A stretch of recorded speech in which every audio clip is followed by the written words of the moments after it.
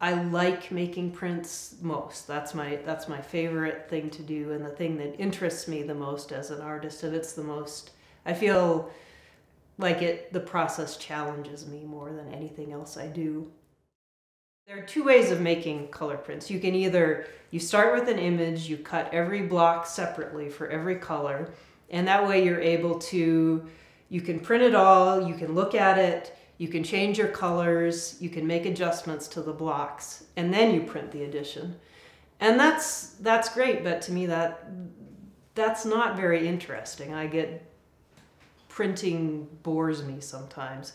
But the way that I do it, I have to live with whatever decision I make, and if I make a mistake, really the only option I have to correct it is with the next thing I do to the print.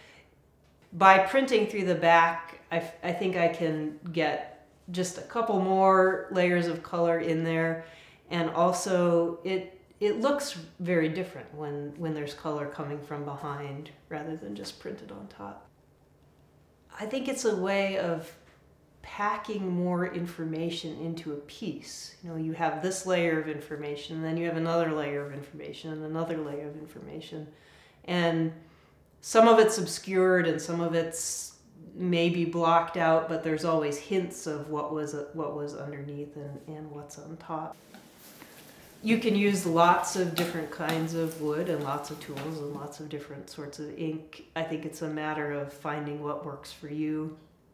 I have a little bit of trouble with one of my wrists, so I don't use as hard wood as some printmakers do.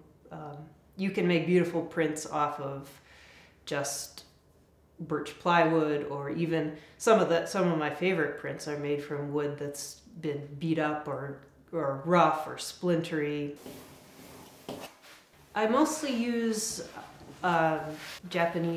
small Japanese woodcut tools. They're not particularly expensive. You can buy from the tiniest of the tiny up to great big clear cutters, what I call them. I don't use power tools too much, and some printmakers do and can do great things with that, but I've never been able to make that work for me very well.